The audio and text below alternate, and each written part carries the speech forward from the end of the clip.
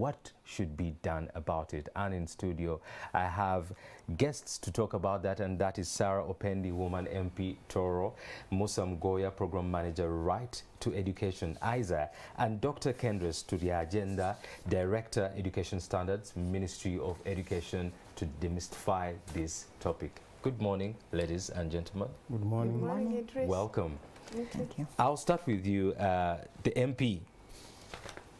Why are school fees high, and what should be done as you who's in the government? Thank you very much. Allow me to remove this mask so that I can freely speak. The issue of school fees is something that is of concern, not only to legislators, but to the parents. And I have taken trouble to find out why the schools are charging these high fees. I have taken trouble to raise this matter. Even somebody may say, why am I speaking now? I was in cabinet. But even while in cabinet, I have been raising this matter of school fees. We need to regulate the school fees, especially in public and the grant-aided schools. Even, by the way, in the private schools, because it's the government that grants licenses to these private institutions. Yeah. The Constitution of Uganda gives the government that responsibility to promote free and compulsory basic education, but also gives government that responsibility to ensure that education is available to all its citizens. And of course, specifically, if you look at Article 30, it's a right of every citizen to actually attain education. However, being now a backbencher member of parliament, I raised this matter even when we were discussing the very last budget before the 10th parliament, before the term of the 10th parliament expired. Because there is no point grant aiding schools and they continue charging exorbitant fees. And I've taken trouble to pick the various, fees from the different schools. You'll find that the grant-aided schools are even more expensive than government schools than private schools that are at the same level. If you look at, for example, the Gayaza, the SMARC, St. Mary's, Kisubi, you compare their fees, the Budo, the Namagunga, compare their fees to the private schools within Kampala that are at the same level and footing and doing very well, by the way. You'll find that they are more expensive. SMARC, for example, was charging 2.7 million. A term? A term. Now, you go to, for example, Seta High, charging maybe 2.4.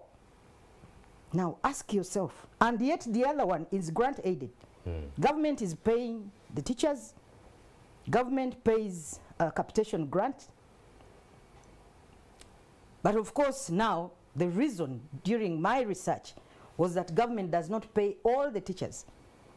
You will find a school, for example, has 92 teachers on its payroll, and government pays maybe 56 of those. But still, that does not justify the high fees. And every school, by the way, charges its own fees. I was looking at the fees demand for Gayaza High School, for example. There is what they call entrance fees, which is admission fees, 400,000. Another school charges 150. The other time a parent was calling me to help her pick an admission from Namilyango. And every school is charging its fee. Another one is 250 is admission fees. So you find that it is now more what should be basic, what should be a service provided by government at an affordable rate is something now which, to me, I think it is more of profit And therefore, the ordinary citizen cannot afford to pay fees for their children. In the early years,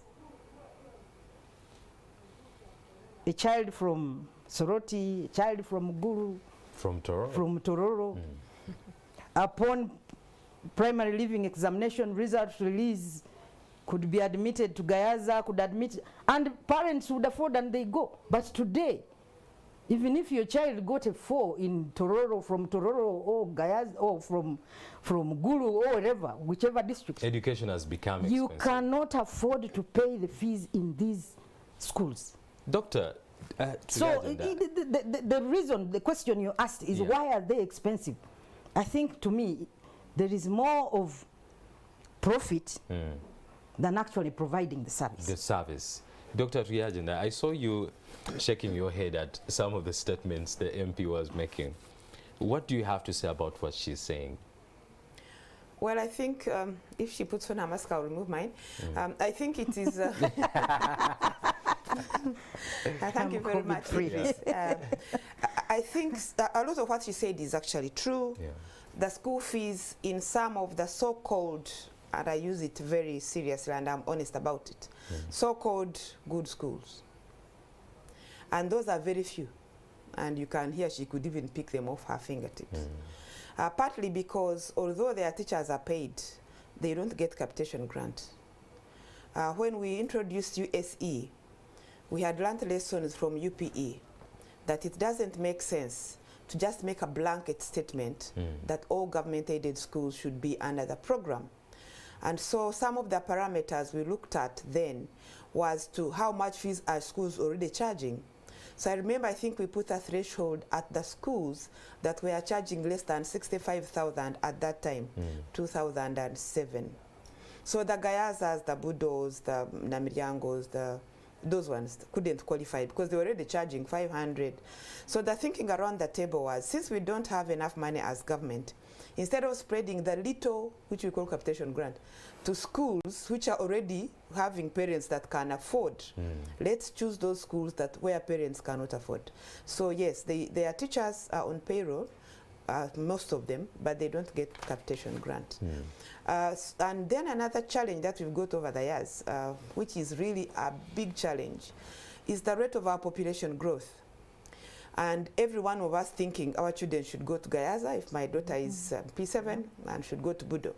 That has given a lot of pressure to these schools. While these schools used to take 600 maximum, when I was in Namagunga for my A-levels, were just 600. Only 60 for A-level, 30 science, 30 arts. And then the O-level 3 classes, each one 40.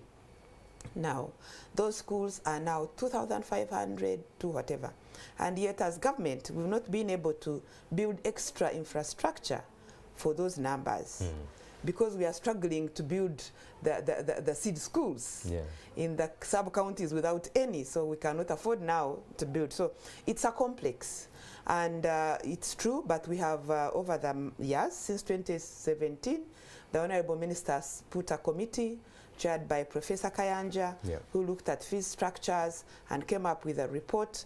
And part of the recommendations was that fees then should be halted at where they were, because the socio-economic environment could allow them to stay at that point. And so circulars were written, and they've been revived in the recent past before schools open.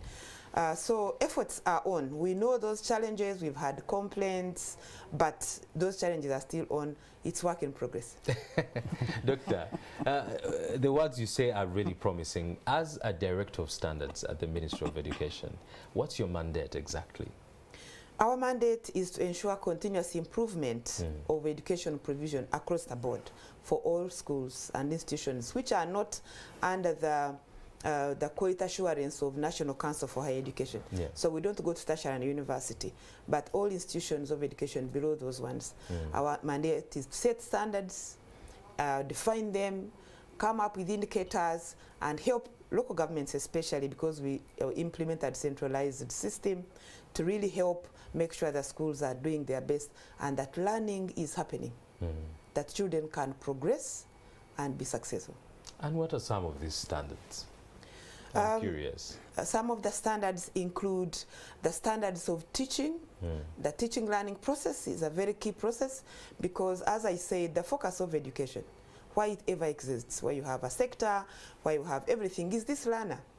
Not me, the director, not the teachers, not the teacher. So the focus is on the learner. So there are standards of how should the learner be handled. How do we ensure this learner learns wherever he is? So we look at the teaching learning process and come up with standards. We look at the leadership and management process and come up with standards. What are those things that need to be there to ensure learning is happening? Because the leadership management provides the base against which the effective teaching and learning happens. And once that happens, then any learner in any school would actually progress. And I would wish to appeal to all of us really to work on, could we see that any school is actually producing the best? We don't have then to strive to sit behind those benches in Budo waiting for additional admissions. Then they admit 2 and 100 of us waiting, and our children had passed very well with aggregate 6 distinctions.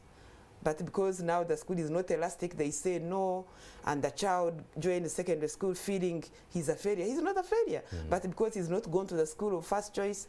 Last year we were trying to find out, and Budo had received more than 1,000 first choice.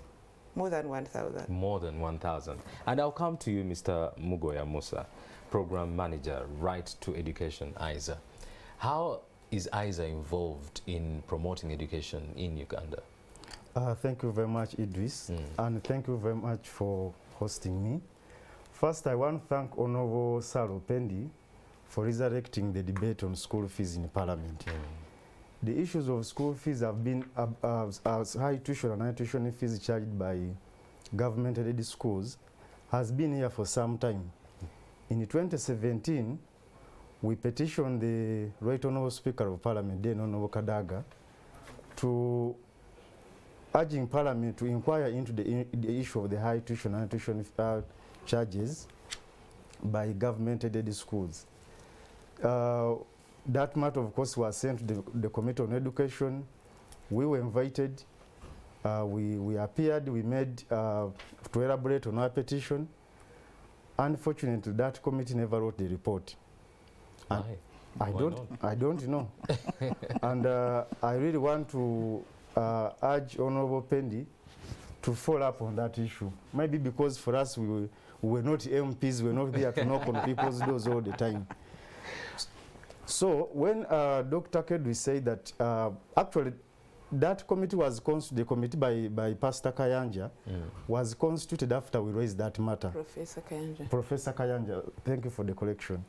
So after we presented that petition, the Speaker said that in addition to presenting, referring this matter to the Committee on Education, I will also send it to the Minister of Education. And indeed, the committee was constituted, and the resolution which they reached upon, as she has communicated, was that we hold. But already those charges were being questioned at that moment. So I think it was unfair, even that money which they were charging, because I mean at that time we also made an analysis and found out that they almost are the same power with schools which are private for profit. So it didn't, it wasn't fair to the parents it wasn't fair for the parents to maintain those charges as they were. But also the other thing, which we should, the whole thing of the cost of education, we should look into serious, and I'm very happy the responsible persons are here. Recently, the Uganda National Bureau of Statistics released what they call the Uganda National Household Survey of 2019-2020. In that survey, they indicate that 6 out of 10 persons that leave school, it is as a result of the high cost of education. And when you look at also National Planning Authority was also released the technical note, which we are trying to guide government on the issue of managing education pre-COVID. And in that technical note, they were saying that close to 64% of the households are either struggling or failing to pay school fees and school requirements for their children. So the challenge, the effect of that is the high school dropout rate. which we must address. But also the whole debate about, for example, when you go to these schools, they will say the money being provided by government, because for those schools which Honor was listed, the Gayaza, Namisusa, the Chibulis, they receive government support in form of infrastructure and the teachers. And when they engage, they say the funding they get from government is less. Where the challenge is, there has never, actually ever since I started following up matters education, I've never seen a financial audit report done by the Auditor General on the expenditures of those schools, because both the money they get from parents and any other support they get, it has to be subject to what? To audit, because there are government resources which are going there. Yeah. So at this point, we can't ascertain surely whether what they are saying is true or not. But also the other thing is that despite the fact that government introduced universal primary education and universal secondary education, actually across Uganda right now, when you move around, in actual sense, we do not have UP and U's. Because when you read the Education Act, charging of fees is prohibited in UPE and U schools. Actually, when you look at Section 9, it is even criminal, because they say they allow voluntary contributions, that if we are at a school, me and, for example, here, and we are like, this school is having such and such challenges, maybe we need to construct a latrine, we sit and collect that money and take it. Rather, we sit and collect that money, we construct the toilet. Once we are done with that, we cease. Unless maybe there is another what. But that payment must be voluntary, and no child should be sent away from school because of failing to pay that money.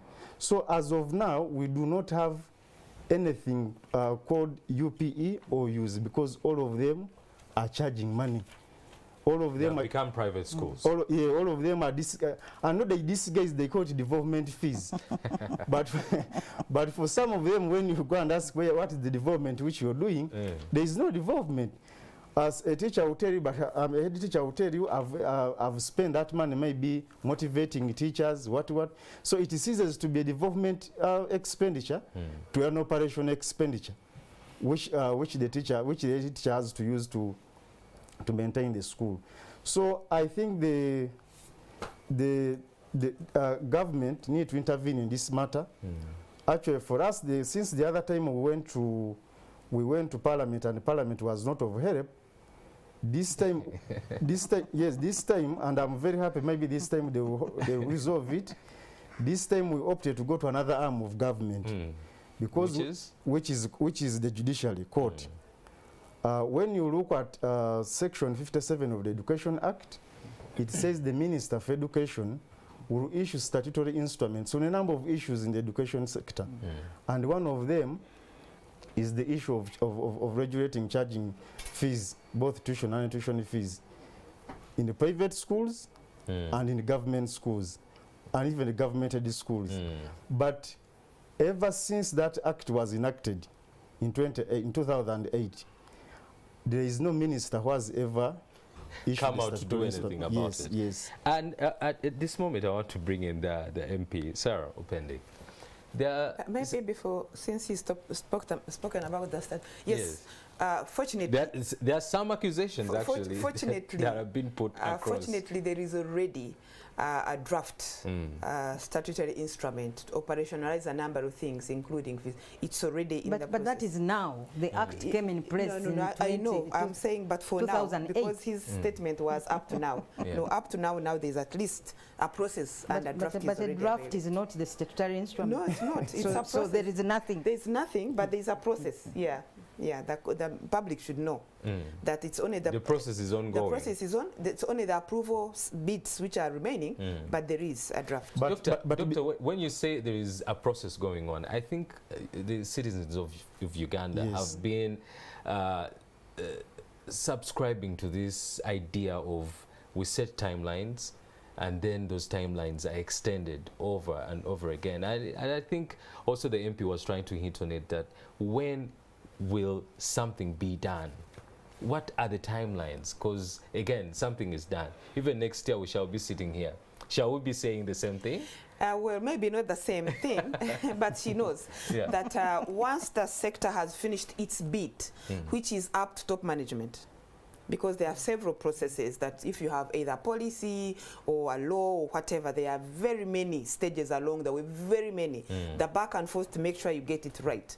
Now, once you've had it approved at top management, then you as a sector, you've really finished your bit. Then you have to book for cabinet approval. I mean, it's a process. Now, beyond the ministry, you didn't set timelines. Up to where the ministry goes, there you can set timelines. But I just have a brief question to the director. At what point would the public be consulted? Because this is a lawmaking process. You're developing a statutory instrument. These are affairs which are affecting the general public, but at least I'm not aware of any process to involve the public.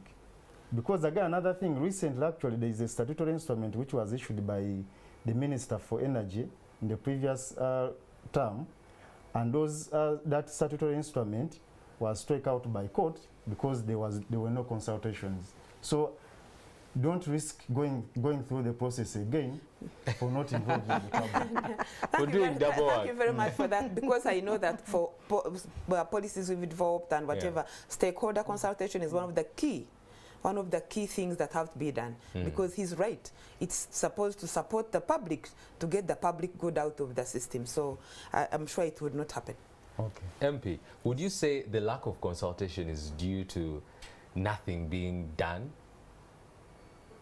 No, I don't think that can be the lack of consultation on the statutory instruments. Of course, there was nothing. There was no process. The Act came in place in 2008, the Education Act, and it's 14 years now. No statutory instrument has been issued. But also, we have not seen any Minister of Education come in to regulate fees in this country. And yet, it is their responsibility, as per the Education Act 2008. And because of that, that's why we are seeing all this that is happening. We've actually left education to the rich. By the way, I only mentioned the Gayazas here, but up country, there are other schools. Yeah, of course. We have, for example, if you went to Tororo, we have Tororo Girls School. Yeah. Very good school.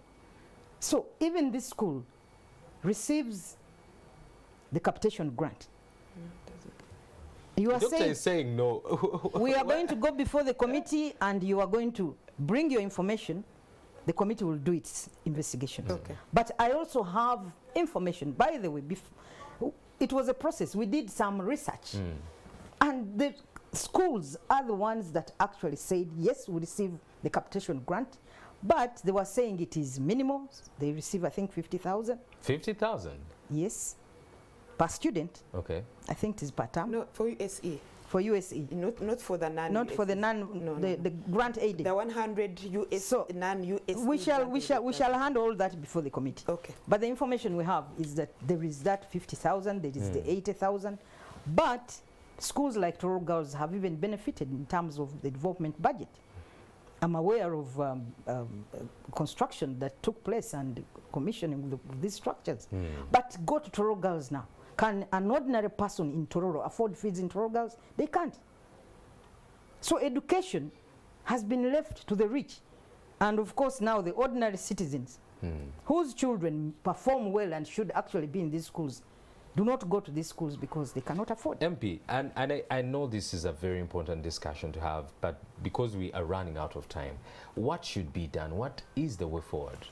No, the way forward is that the Ministry of Education, in consultation with all the stakeholders, needs to undertake its mandate as enshrined in the Constitution and in the Education Act, which is to regulate the fees charged in this country. Secondly, when you look at what is going on, of course, we are saying, no, these schools are not receiving the grants. We want all those grant-aided schools, because now they are charging fees at whatever, you know, every school comes up with its own fees structure. All the money should be in the consolidated fund, and the money, this is my proposal, and this money then should be distributed. Yeah. But also, we must, if necessary, other than because the Constitution says education must be free. What we want to see is if government introduced a minimal education tax, in my view, so that every Ugandan contributes to this pool, and then the money is distributed, then we would avoid this scramble for these good schools, and then you find in some schools, even if 1,000 students, even if it is government's mandate to pay teachers in the grant-aided schools, it is paying for some and not paying for others. Thank you. Why should we have that? Ms. Sarah Opendi, for that view. Now, Dr. Turiagenda, yes. I want to come to you in about 30 seconds because we are running out of time. What should we expect from the ministry about the school fees? What are you doing about it?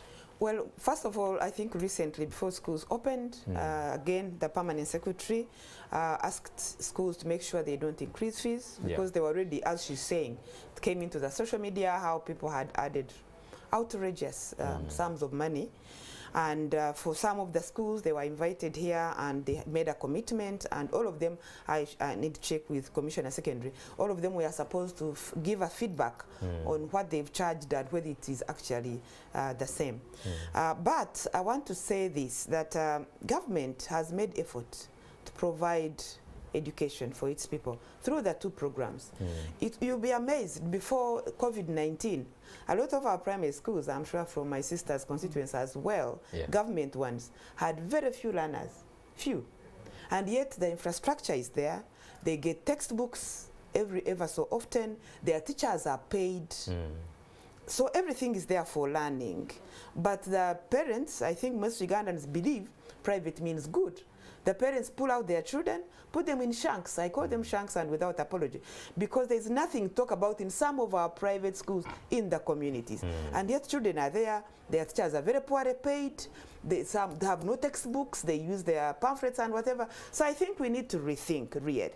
Do we want our children to go to school? Yes. Can we support our community schools? Can the school management committees, can the boards of governors, can the foundation bodies come back to their senses and say, these are our children, these are our schools, let's have them functional. Mr. Muwea, your parting shot. Thank you. 30 seconds. Yeah, thank you very much. First of all, by the hearing of the matter in court is today, at 11 a.m. Then the other thing, the solution is for the Minister of Education to regulate fees, to give a framework to the Board of Governors and the school management committees what they should charge. You'll be amazed at the things which those schools are asking. Cement, others even ask for rugs. But also, since those schools are not owned by the government, if the government schools insist that they need to charge that money, let the government withdraw its support from those schools and put it in the youth schools and UPE schools and let them to proceed. I mean, the sectors are surviving without government support. So let them also survive on their own, and we get the taxpayers' support and put it in where we think that the schools will well said, Mr. Muwea. Thank you. Thank you, ladies. Thank you, gentlemen, for coming through and having this very important discussion. Right about now, we are taking a short break. Do not go away, because we have more coming through here at Morning at NTV.